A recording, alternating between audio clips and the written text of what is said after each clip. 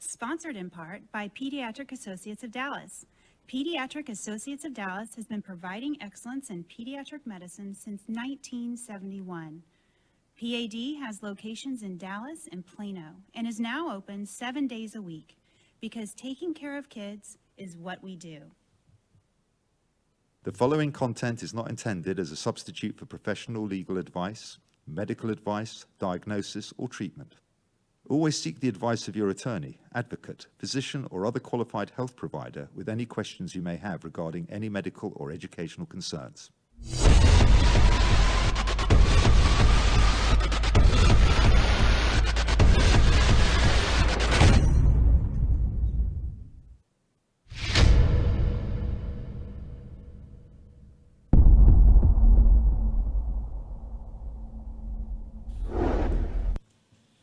Hi, and welcome to Empower Dyslexia podcast and show. I'm Rachel Chambers. And I'm Stephen Yearout. And we're here to help you be a better informed partner in education. On this show, we talk about dyslexia and related disorders, policy at the state and federal levels, and today we're going to be talking about research and interventions. We also interview experts in the field, and we have a great one today. His name is Dr. Tim Conway, so he'll be joining us in just a second. Well, we want to make sure every week, we talk about how do you connect with us? How can you hear a podcast?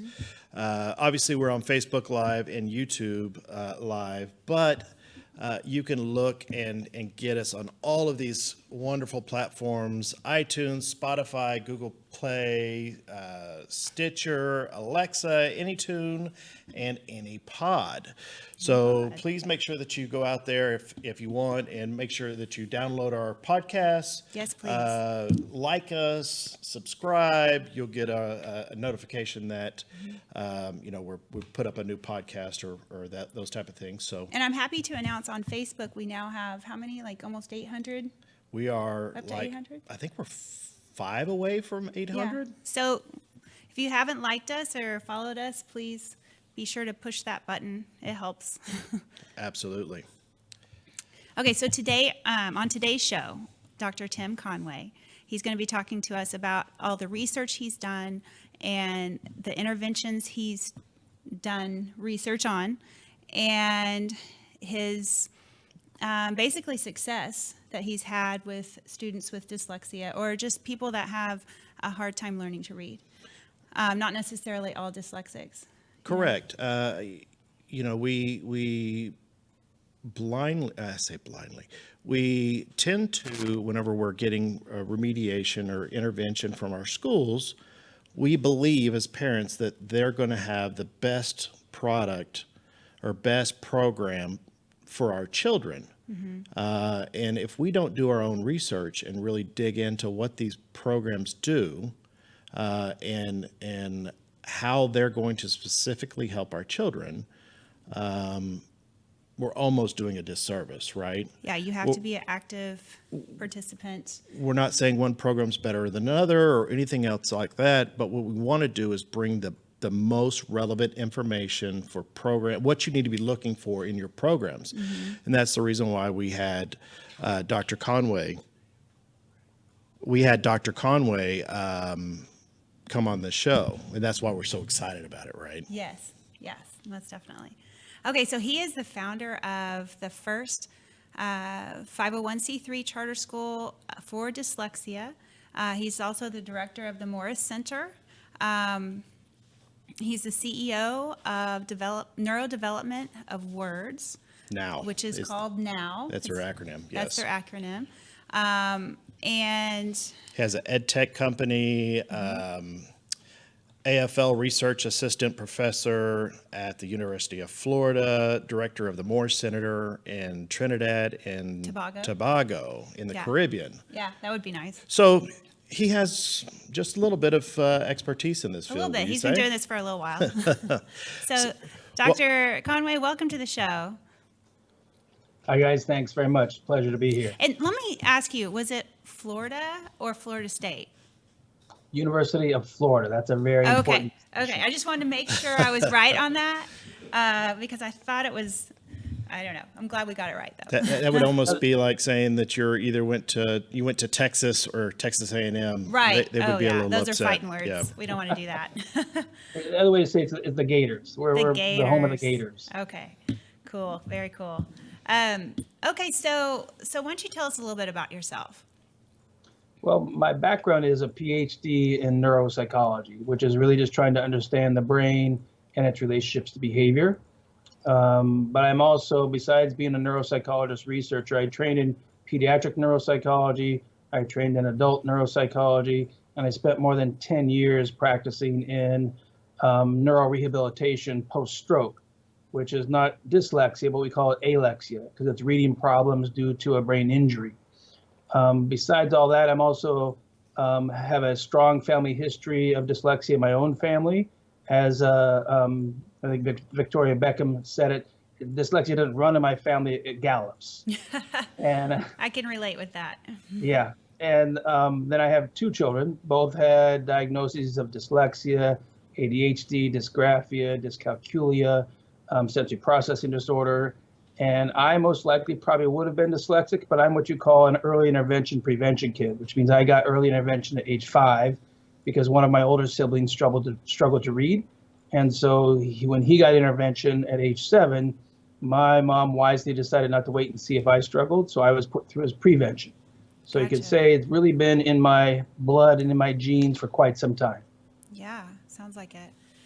And how smart your mom was, to figure that out and say, not for my second son. We're going to bypass all this struggling and get you the help you need before the struggle starts, right?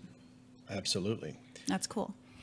So I think where we want to start with this, or at least where I would like to start, we got to start at a ground floor where we can all agree upon definition of dyslexia. I would like to know, what is the biology behind dyslexia? Because we hear so many different things, right? But I want to know, what's the biology behind dyslexia? I think the easiest way to describe that neurobiology piece is to say we have strong genetic studies that say there's definitely a genetic inheritance profile. And this graph shows there's a biology to it. Genetics increase the chance that the left side of the brain is going to have a little bit difference in the wiring. That means it's not a difference in how the brain functions. It's a difference in the efficiency of how the brain is processing information. And that difference in the left side of the brain, that superior temporal gyral structures in the left hemisphere, increases the chances that you might struggle to build phonological awareness. That increases the chances that you might be have more difficulty with learning letter sound associations and those early blending and segmenting skills. And then that increases the chance that you'll have more difficulty reading. But it's really part biology, but it's also part, nurture, which means the experiences you get. The brain builds wiring based on experience-dependent plasticity. It means if you want to learn how to speak German, but nobody ever gives you any experience or practice with German, the brain's not going to build wiring to learn German. You have to have the experience for the wiring to form. So it's part genetics, it's part that, nurture environment, what experiences you're being given.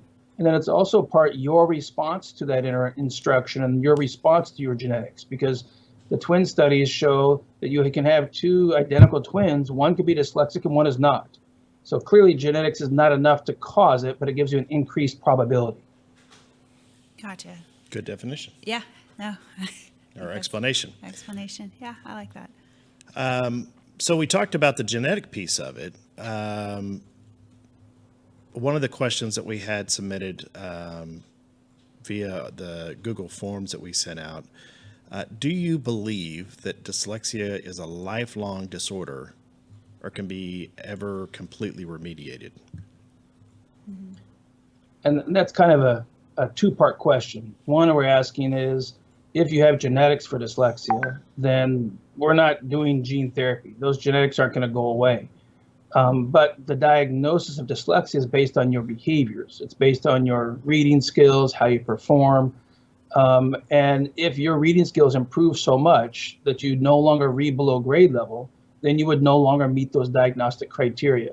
So in one of our research studies at the Morris Center, and myself and other colleagues and Joe Torgerson and the Florida State group, we all did together, In that study, 46% of the kids who got one of our neurodevelopmental interventions no longer received special ed and remedial services after the interventions because they no longer read below grade level. They were on grade level. So technically speaking, you would say they don't meet criteria for the diagnosis of dyslexia. Doesn't mean we change their genetics. They still have the genetic predisposition.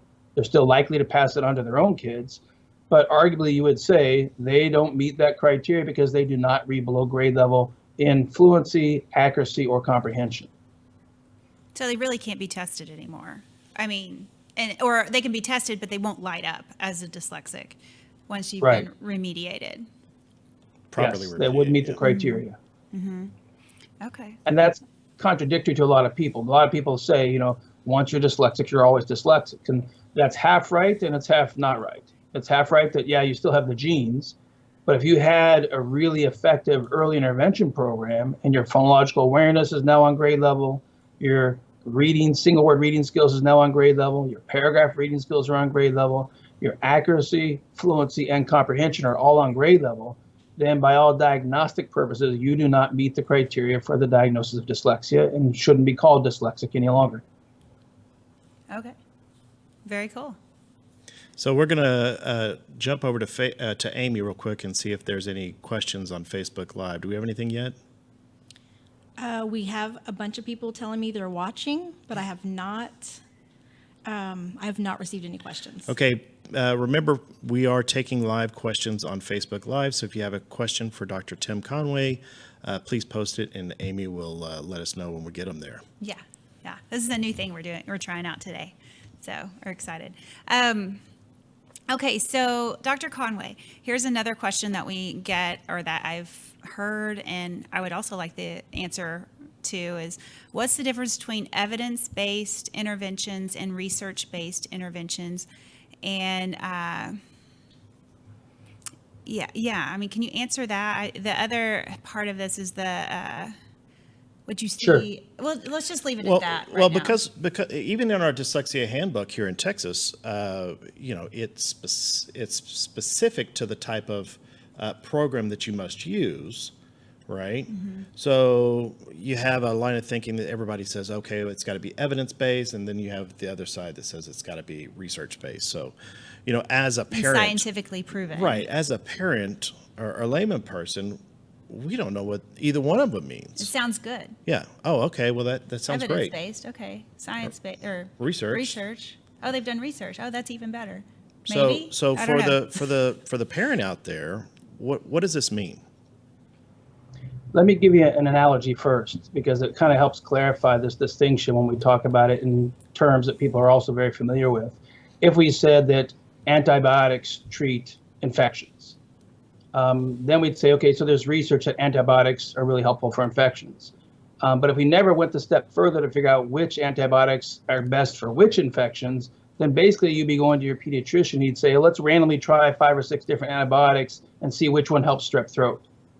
But fortunately, the pediatrician has evidence-based data that says, yeah, actually it's penicillin that's the best antibiotic for strep throat. So as long as you're not allergic to penicillin, and if you have strep throat, we're going to give you penicillin because that's been evidence tested that this medication is the most effective for that difficulty or that infection that you might have.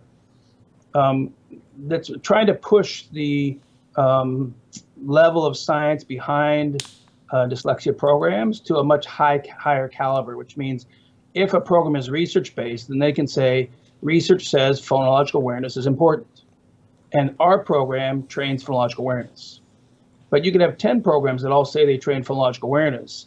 But if nobody's actually tested the program itself to see how much changes this method from this program A versus program B versus program C, they might get very different outcomes in how well they change phonological awareness. So when you actually take the programs and test them in a scientific study, then you have the best chance of figuring out just how much does this method change phonological awareness. If you take it to one level higher and we do what's called a randomized controlled trial, that means we have a control group, we have experimental groups, we have even better assurance that this intervention is going to have this effect, and it's going to have that effect most any place you provide that intervention. Because just like medicines, we know that penicillin can treat strep throat in Africa. We know that penicillin can treat strep throat in California, in Canada, in Russia, in the EU. Why? Well, because we know the body pretty much works the same worldwide. And because those medicines were tested by randomized controlled trial studies, they've been proven to be highly effective. And that means they should have the same outcome as most anywhere in the world, because the body is so similar in how it has biochemistry and operates. Well, the brain is the same thing. We know that pretty much the brain of someone in, Middle East works the same 8 sensory inputs as the brain in the UK, as the brain in USA, as the brain in Canada. And so if we do a randomized controlled trial study with one treatment program, and it proves to be highly effective compared to the control group and the other experimental programs, then we have the best confidence that that program is going to get the same results most anywhere it's provided to the population that was a part of that study.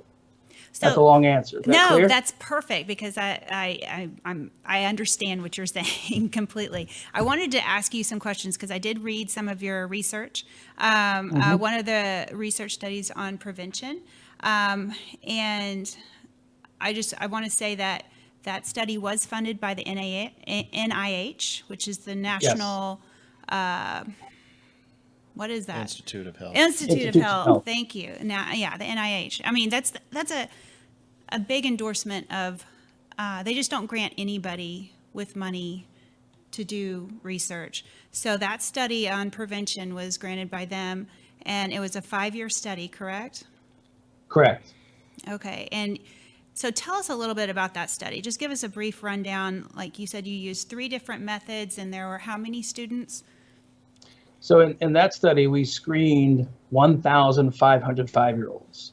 And we screened them on the measures that were the best predictors of who is probably going to become reading impaired and potentially meet that criteria for dyslexia.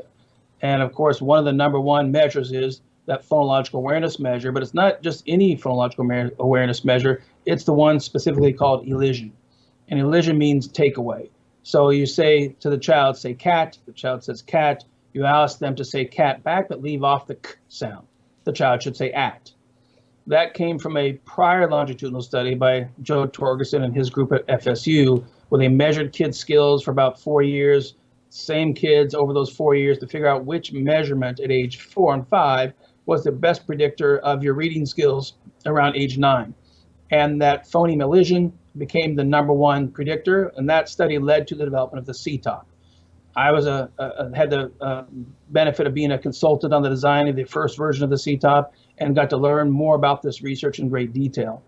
From the 1,500 5-year-olds, we pulled out kids who were basically in the bottom 12%, which is like 160 kids who all were at the highest risk for reading failure and a later diagnosis of dyslexia.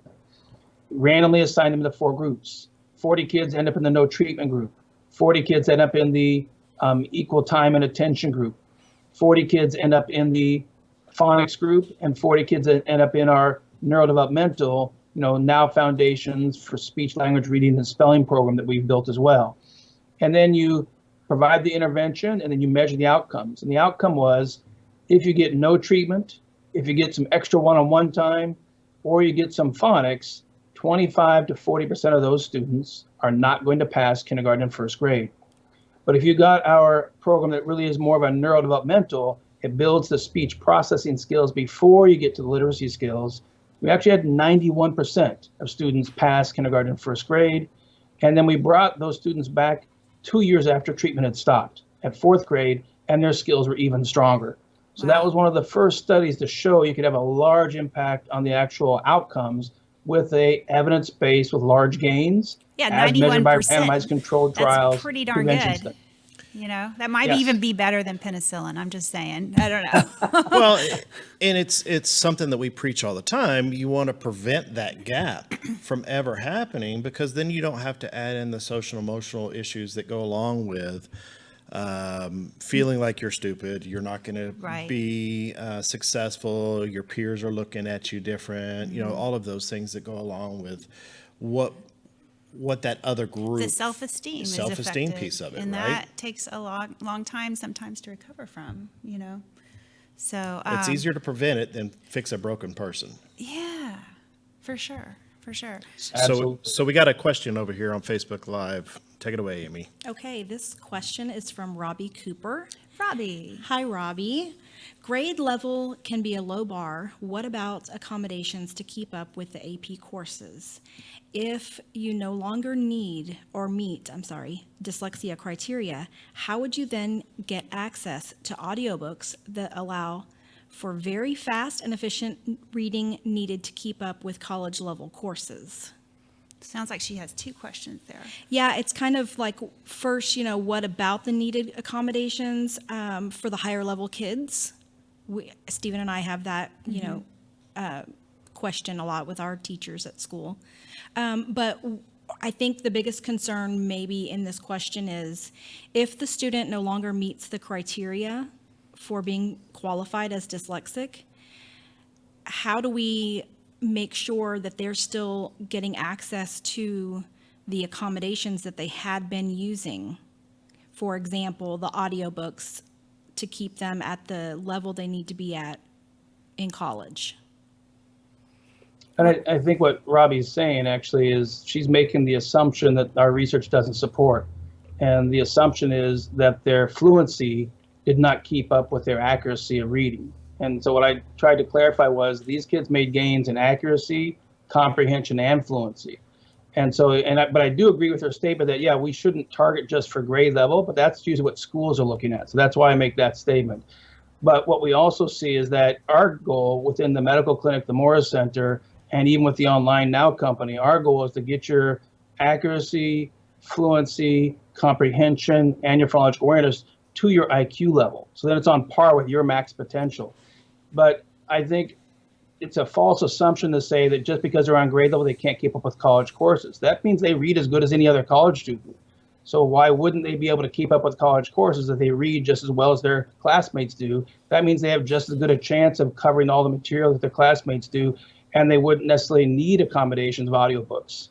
They can do it. Certainly you can get access to it, but the typical college student doesn't need audiobooks and keeps up with their material. Mm-hmm. So it's just, I think it's a different mindset to say when we change accuracy, fluency, and comprehension, those accommodations actually become less efficient and less effective. And you're now on par with your classmates that you're competing against in grades and in mastery of material.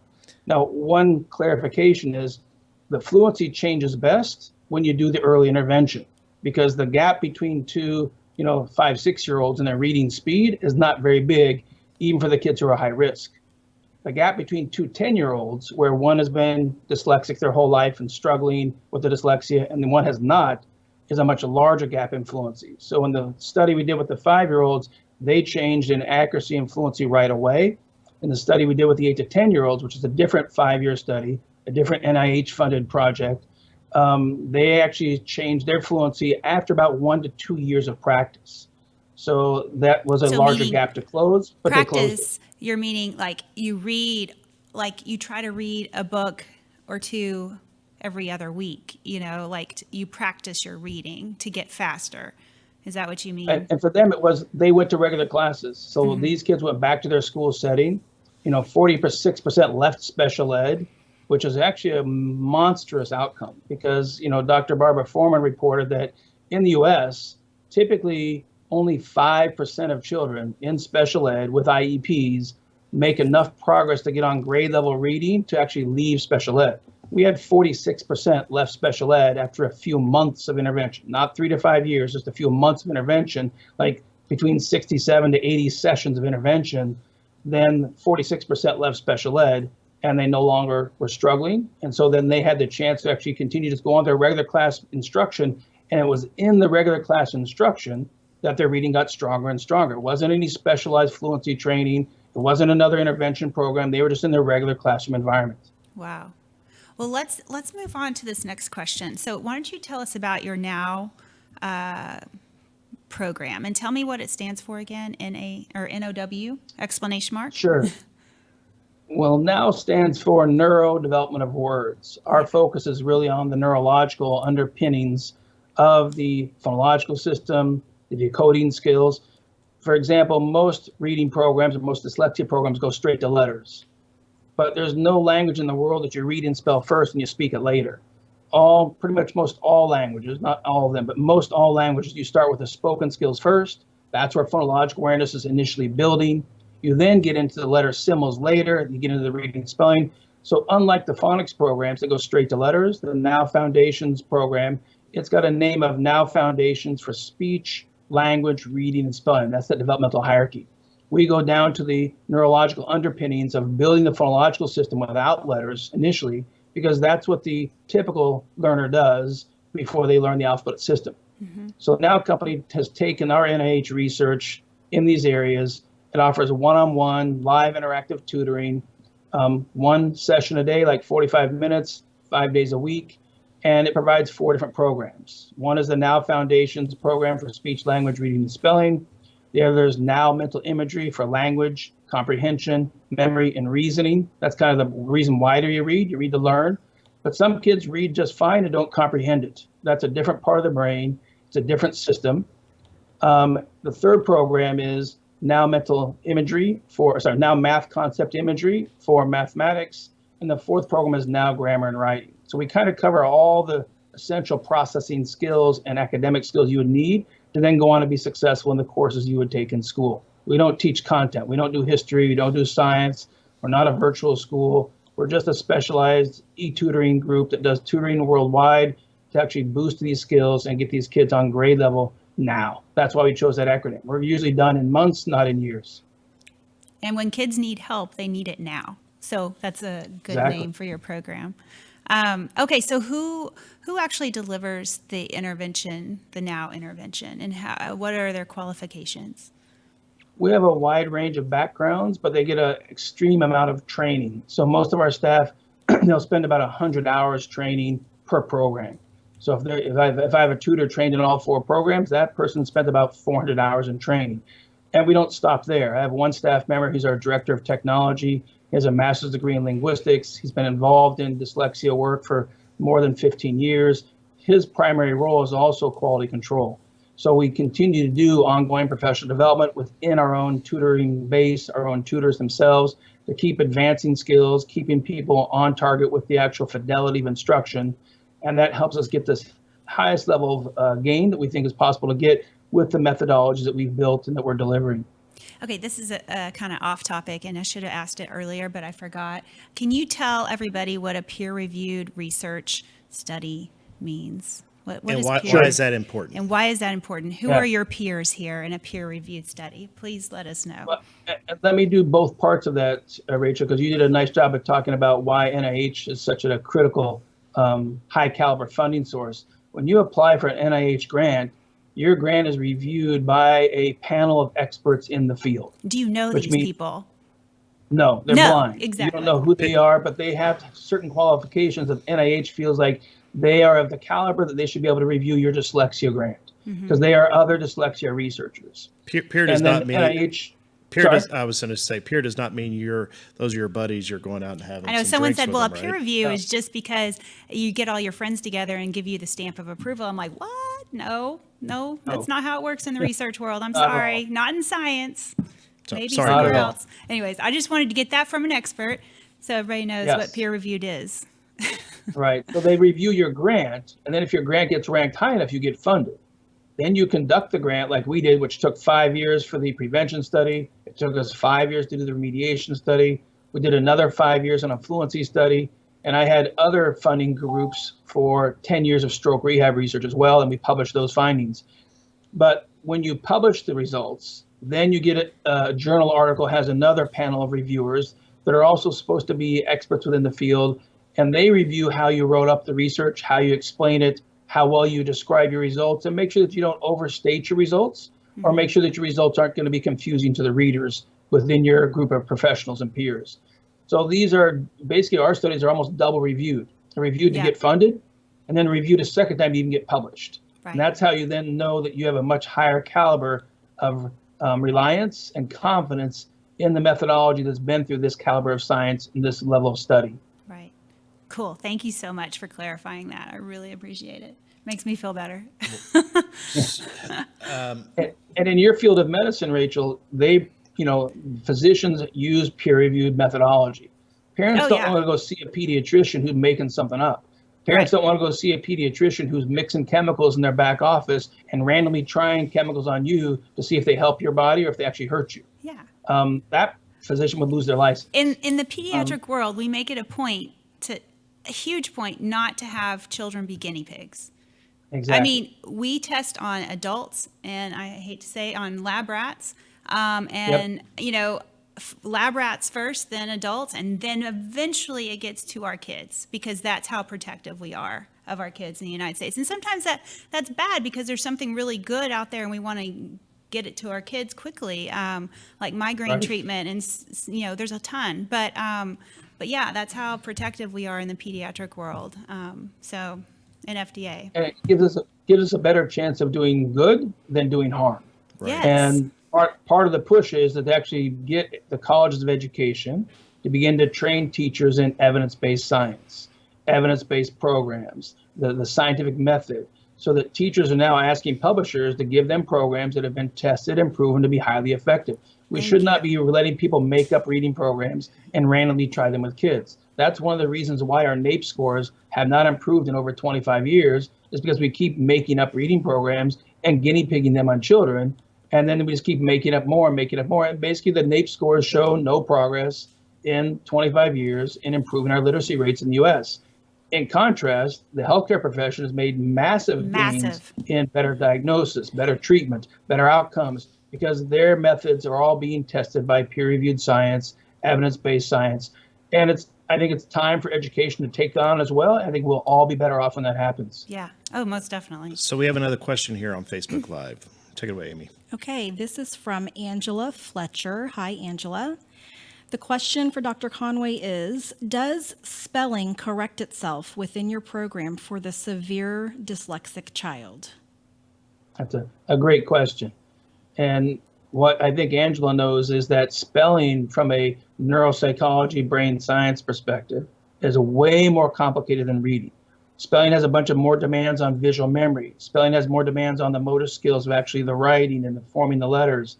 So when we use the Now Foundations program for speech, language, reading, and spelling, what we're going to see change first is the phonetics of the spelling. The spelling is going to become much more phonologically accurate. What takes more time and also is dependent on the child's visual memory skills and visual perceptual skills. And I don't mean acuity, and I mean glasses, and I certainly don't mean colored lenses. I mean how well this visual perceptual system is working. If their visual memory and visual perceptual is strong, they'll start to build a faster memory of the accurate spellings for words. But our first impact is just on how phonetic the spelling is, and then it takes time and practice with that visual memory to build the memory of the parts of the words that are not phonetic. Like say, for example, the word yacht. You just need to memorize that the ACH is not playing fair. You can sound out the Y with a Y, you can sound out the T with a T, but you need to memorize those three letters in the middle because they can't be sounded out. If you do, you're going to call it a yachita, and you're going to get laughed at for saying it wrong and looking funny. Right. Any other questions that now? I do have another question from Robbie. Okay. Okay, so she is saying there's a debate on removing IQ discrepancy from SLD dyslexia identification. What are your thoughts, Dr. Conway, on removing the IQ from consideration? Yeah, that's a really, really powerful question, because here's what happened in 2015. The DSM-5 was changed, and that from the psychology perspective, from the diagnostician perspective, changes who you are able to diagnose and who you cannot diagnose. Before 2015 of October, if you had a discrepancy and we felt like your reading skills were not on par with your IQ, we could diagnose you. In the mid-90s, great studies by, Stanovich group, Fletcher group, all these other scientists came out and said, a kid who meets a 22-point discrepancy has the same reading problems as a kid who only has a 20-point discrepancy or an 18-point discrepancy. And my interpretation of that was to say they should all get treatment, not just the ones who have 22 or higher. Unfortunately, the opposite is what happened in DSM-5 when it came out in October of 2015. It now says we don't care if there's a discrepancy. If their performance is not below a standard score of 85, then they should not be diagnosed, which basically means if your reading skills are not below average, you don't have a problem. Well, take this scenario, which is very common in research and assessment of people with dyslexia. If you have an IQ of 120 and your reading is at 90, that means your IQ is up in the 90th percentile, but your reading skills are somewhere down about the 40th percentile. You're not going to get diagnosed because like you're okay. Your reading skills are average, but their IQ wasn't average. So why would you want them to only be reading, years below or grade levels below their potential? So the outcome has been fewer people get diagnosed and fewer kids are getting services and fewer people are qualifying for services. So I'm much more of the different approach to say, I don't care if the discrepancy's, 15 points or 25 points. If your reading skills do not match your IQ, then we've got a difference in the efficiency of how your brain is working. And we know the brain has that neuroplasticity. It can be rewired. We should work to get those reading skills on par with your IQ. And that's a loaded comment as well, because one key thing for the audience to know is IQ testing in someone with learning disabilities is almost always going to be a underrepresentation or an inaccurate representation of their true IQ, Right. because IQ requires language and visual spatial skills, which may be impaired. And that means your IQ is going to come out lower than what your IQ truly is. Most definitely. Yeah, it's not a really fair test, but that's what it is. So Right. here's a follow-up question to what Robbie asked. What tests out there detect visual memory skills? Well, the discipline that has the most expertise in visual memory, visual processing, the Morris Center clinics have a transdisciplinary team because of this exact issue. We have speech pathologists, those are the language experts. We have the clinical psychologists, those are the behavior, mood, anxiety, and assessment of the academic skill experts. But we also use occupational therapists who are trained in a sensory integration approach to assessment and treatment, because the occupational therapists have the best knowledge base of the visual system, visual processing system, visual plus motor, because these systems do not develop by themselves. The baby crawls and looks at the same time. So motor skills and visual skills are supposed to be building together. So there's tests within the realm of OT that the OTs are typically trained in, things like the test of visual perceptual skills. There's one called the Butenica, visual motor integration. That's looking at visual plus motor skills. So those different measures used by a trained occupational therapist give us the best chance to really understand that data and then come up with a treatment plan of how to change those visual perceptual skills, how to change those visual motor skills to help that child be performing closer to their potential. Okay, great. I did not know that.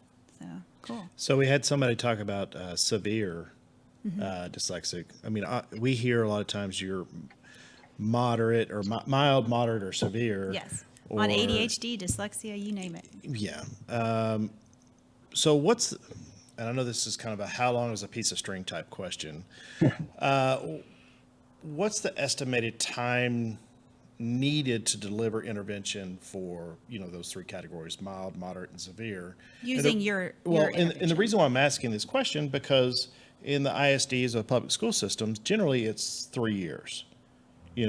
From if whenever, delivered with fidelity. If delivered with fidelity, if they start from the beginning and go to the very end of the program, they take about 3 years to deliver their program that they're using at the ISD. So, Right. what do you see? Well, in the treatment study with the 8 to 10-year-olds, that was another study that we, pulled out kids who were already in special ed. They already had diagnoses of dyslexia. They already had IEPs in place, and they were not progressing. So from the school district's own data, they came in scoring a 78 on reading comprehension. It's a standard score, which is like, around the 5th percentile or so. And 16 months later, they're still at a 78. So they're not progressing. So we'd say these kids really are quite impaired. They're not getting any closer to their grade level or even their ability level. We then were only allowed to give those students 80 sessions. Not because with 80 sessions they had finished the treatment program, but 80 sessions was the maximum we could afford to pay for with the funding we had in the grant. So that's more a measure of the dosage of treatment than actually the total effectiveness of that Now Foundations program. But with that dosage of 80 sessions, we were able to get 46% of those 8 to 10-year-olds leaving special ed. And so that was one point of measurement, but we also then learned some really key elements about the intensity of instruction. Those kids got 2 sessions a day, each about 50 minutes long, and the frequency of intervention. They also got sessions every day. So the online company does a minimum of 45 minutes a day, and it only sees students online 5 days a week. In the medical clinic, we will then at the Morris Center see kids up to 6 sessions a day, 5 days a week. So we ramp up the intensity and the frequency even higher, and it may be a blend of 1 or 2 sessions of OT plus 4 sessions of the academic or language intervention, but that gives us even faster rate of progress. So in the medical clinic, we typically cover most all of those dyslexia intervention areas of reading, spelling, comprehension, plus math in about 4 months' time. We've built those up to a more efficient level of operation. In the online company, it's somewhere between 180 to 240 sessions. About 85% of our clients are done, and they're on their full ability level with that phonological awareness and those decoding skills. It also depends on how many other comorbid difficulties the person has, meaning, is there an ADHD that's either mild, moderate, or severe? Is there a sensory processing disorder? Is there a visual perceptual disorder? Those all have an impact on the efficiency and the amount of intervention it's going to take to really build that skill up to that full functional level of each child, adult, or teenager's potential. Good. Okay. So one of the things that we're because we have such a high Hispanic population here, especially in North Texas, one of the things that we're starting to see more and more, the ELL students, The English language language learners, and really that covers all languages. It's not just the Spanish speakers. We're seeing a lot of these kids get diagnosed with dyslexia because either A, they're dyslexic, or B, they don't have strong enough skills in either language to not be considered dyslexic, right? So they're getting put into these dyslexia intervention classes. or special ed. Or special ed.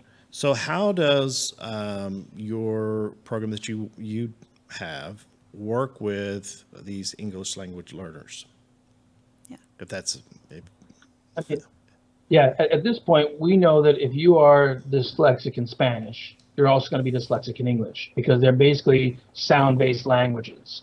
And in fact, we had one student that we had written a preliminary paper on where he was from Mexico City. Spanish was his first language, but he also then later on went to bilingual schools because most of the Spanish schools in Latin America do not have special ed. So if you're struggling to learn and read and spell in Spanish, you end up going to go to an international school or an American school and get special ed because it doesn't really exist in the Latin schools. And they're going to start teaching you sight words and things to work on your sight word skills. So we knew he was dyslexic in English and dyslexic in Spanish. Our goal is to build the brain's language processor. And it goes back to the sensory motor systems that build phonological awareness. When we retrain those sensory motor systems that build phonological awareness, you're then strengthening phonological awareness to be utilized for any language, not just English. And in that boy, we tested him in Mexico City with his psychologist on all the achievement tests and phonological awareness tests in Spanish. We had tested him on the same measures in English when he came to the clinic in Ocala, Florida. And then after he finished intervention, we retested him both in the English psychoed battery. And when he got back to Mexico City, they retested him on the Spanish psychoed battery. And even though all our intervention had been in English, he made large gains in his phonological awareness on the Spanish tests. He made large gains in decoding skills when he's decoding Spanish and when he's spelling Spanish. So that comes to that same understanding of when you really take a brain development perspective and you're trying to change the efficiency of the brain processors, then you have a chance to make a broader impact on that full functional system. We don't go back to the level of saying, if you don't know a single English word, my programs are not prepared to actually teach you the basics of English. Our programs come in after you've got some basic knowledge of English, basic words, you know what tongue, teeth, lips, popping, tapping, all these different verbs and nouns that we might use in the instruction. You know that vocabulary. Then we go on to work on building the phonology and then building the coding and the spelling skills. Excellent. So it's nice to know that it crosses the language, if you speak 5 languages, it's going to be the same. And once you get your phonological awareness and whatever the problem is with your dyslexia, then it's going to work across. Dyslexia is not an English problem. No, exactly. We say that all the time. But Right. if you speak more than one language, it's going to help in the other language too, right? Right. So that's In our pretty cool. stroke research, we learned something very similar, which was if you have an adult who has a stroke and they lose part of their language skills, if the adult was bilingual, you have to decide, do we do speech therapy in their first language or their second language? And this is why research is so important, because it might make sense to say, well, let's do it in their first language because they do that one best. But the research showed that do the instruction, do the speech therapy in whichever language was more impaired. So if they're more damaged in their second language, do speech therapy in the second language, and then you had a broader impact on both language systems because you're really more widely training the language processors. Wow. Okay. Well, that's interesting too. That's very cool. All right, so we're going to check real quick. We've got about 10 minutes before we wrap. Facebook Live questions. We got any more? I don't have any other questions, but I do have a couple of people commenting. Obviously, thank you, Dr. Conway. Nice. I wish we would have, met you sooner, heard about this sooner. Hang on, it has a new comment, but I'm trying Oh, to you know what? I do have a question. Yeah. So we're talking about the prevention of dyslexia in the 5-year-olds, pre-K, first, second grade, kindergarten, first, second grade. At what age does your program not work? The prevention program? Well, either one. I mean, I'm dyslexic, and you and I have talked about this before. Would this program work on me? Well, the answer is yes, because what we're trying to do is change your brain processing. And neuroplasticity is not limited by age specifically. It means the brain can make new wiring at any age. Certainly, there might be more stronger networks as you're older that are a little bit more competing against you developing these newer skills. So it might be some more difficulty. It's a little bit harder to the older age than the younger age, but it's not an insurmountable amount of difficulty. And in our stroke research, where I took people who are far more severely impaired than children with dyslexia, this is phonological alexia. They have phonological problems, but they also have trouble turning on their voice to make a B sound instead of a P sound. They also have trouble moving their mouth. They have a more severe apraxia of speech, where children can have a dyspraxia, they have an apraxia. And these things are even more complicated. We then treated adults who were in their 40s, 50s, 60s, and 70s. And we were still able to make functional gains in their reading skills, even though they had brain damage and they were older. So for somebody like you, Stephen, who are, young by those terminologies of the age of the groups we worked with, and you just have a basic dyslexia with no brain damage, you're going to be far easier for us to help than somebody who is older with a stroke. And we've treated physicians who couldn't pass their board exams. We've treated, physicians who, they're tired of their kids catching their reading mistakes at bedtime stories. We've treated university professors. We've treated athletes who are older. Age is not a limit for us. And so the online company or the medical clinics, in the medical clinic, we'll see kids as young as about 2.5, 3. And in the online company, we start around age 6, 7. And then we go up through the age groups. Right now, our oldest person online is 60. And he's actually the Archbishop of the country of Trinidad and Tobago. And he did a live TV interview talking about his own dyslexia and how he has struggled. But he's now rebuilding those skills and changing those skills, and he's 60. And so we know that brain's plasticity is available and can be utilized if you actually are using a very scientific approach to rebuild those skills. That gives us the best chance. That's very hopeful. That's good stuff. It's nice to hear that. All right, Amy has one more question. One for more you. question. Okay, so, first someone, Erin, and I am not going to try and say her last name because I will totally mess it up, but she commented and said, yes, a whole team to treat the whole child. Mine went from not being able to read in 7th grade to the dean's list in college without accommodations.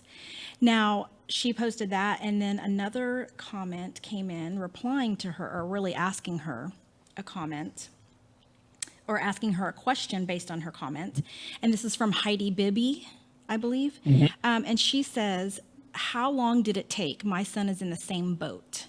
So really, it sounds like she's saying a student on your program starting in the 7th grade for remediation. How long does that take? for a seventh grader. And Erin and her son Maybe. were kind enough to do a video to talk about Brian's changes. And so actually at the moorcenter.com/testimonials, you'll see a video of Erin and Brian Jazak talking. And Brian came through in 4 months. So basically we did 30 hours a week for 16 weeks to rebuild those phonological systems, rebuild those decoding skills, strengthen those phonetic spelling skills, strengthen those comprehension systems, strengthen the grammar and writing skills, and rebuild the math skills.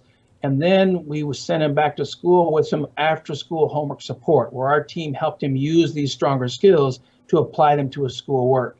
Most kids do the after-school homework support for about 3 to 4 months, and then we stop services.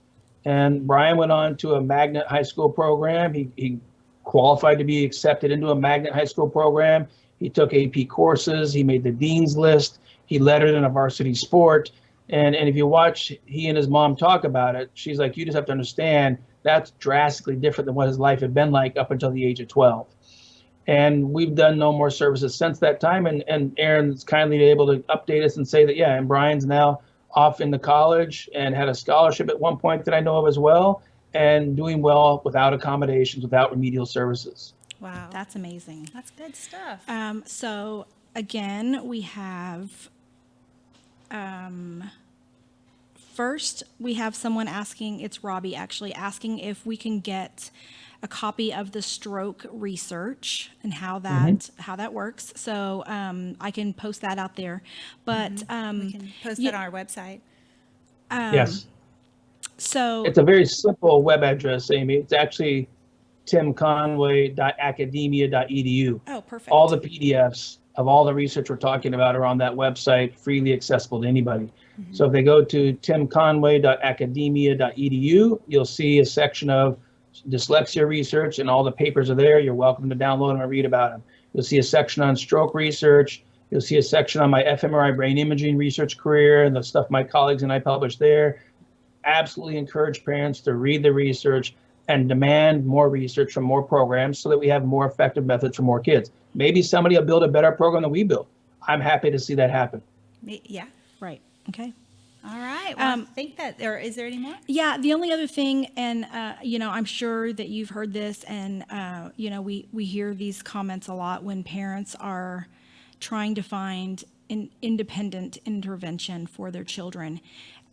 The biggest concern for most parents is the cost. Why is it so expensive? And I mean, as a mom with children who have learning differences, it is sometimes a concern, but for me, I also feel like if my child really, really needs it, I'm going to figure out a way. But sometimes, if it's going to be thousands and thousands of dollars, we can't just magically come up with that. So I know that this is kind of a tricky question for a lot of people, but you answer this so well. So I'm going to let you take that. Yeah, with this one, it really comes down to our goal as a company and our goal as researchers. When we publish this research, people ask, why didn't it go viral? Why didn't that become the cover of Time magazine or, USA Today? How come we're just now finding out about studies that you guys published in 1999, 2000, 2001? More than 15 years ago, we published these studies. And the answer is we weren't a company trying to make money. We weren't a company trying to sell a product. We didn't have any services to offer you that were something we would mass produce and mass distribute across the USA. We were a bunch of researchers, a bunch of scientists trying to answer a question and then try to help disseminate that answer to the educational system. What we didn't understand at that point in time is just how big the gap is between science and education. And I have a TED Talk, and my TED Talk touches on this, which is, we call the TED Talk, How to Mix Oil and Water So Nearly Everyone Learns to Read. Oil being education and water being the actual evidence-based science are not coming together. And so without those two coming together, we really struggle to get educators and College of Education to embrace that programs that are evidence-based in a randomized controlled trial, that's where we should be putting the time, energy, and efforts.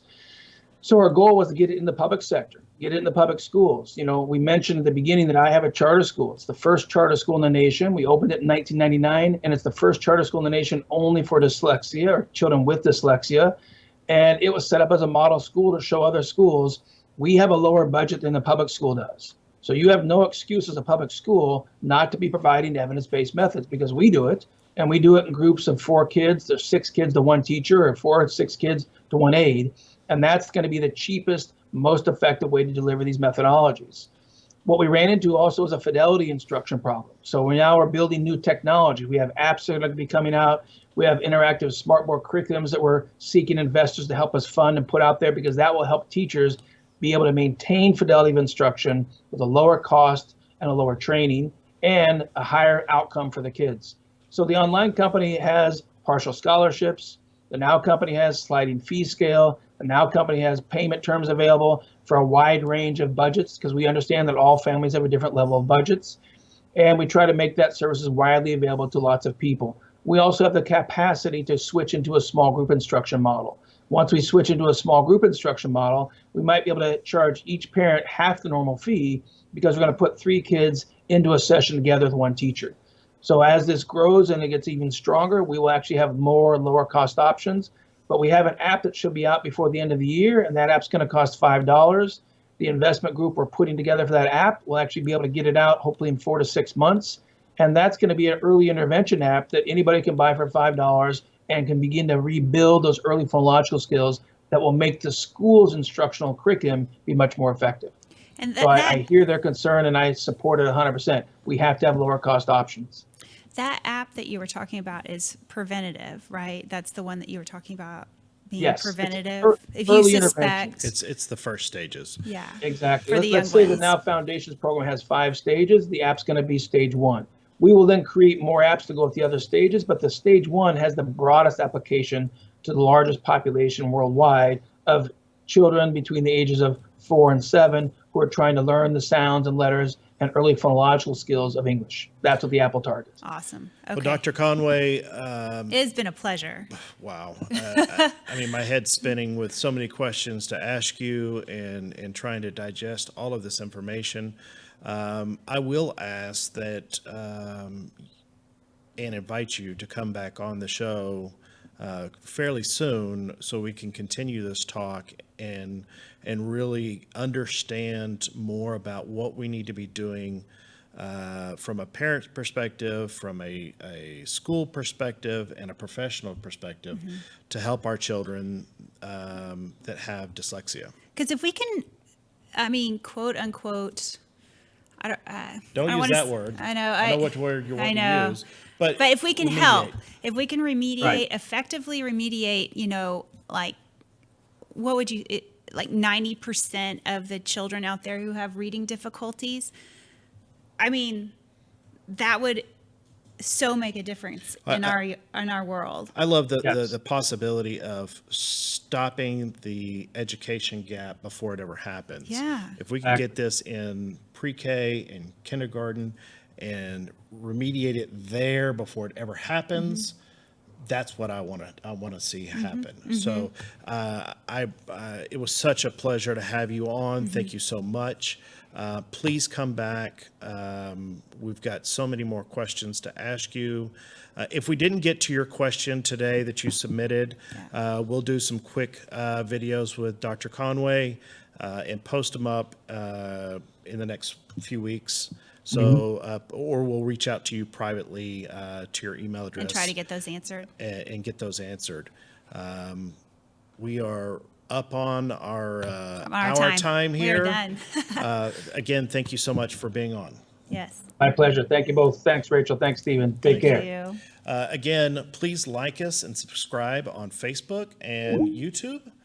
Remember that you can hear us on iTunes, Google Play, Stitcher, Alexa, all your favorite applications. And always, we recommend if you feel like that there's a possibility of your child struggling in school or could possibly have a learning disability, please go out there and get them evaluated.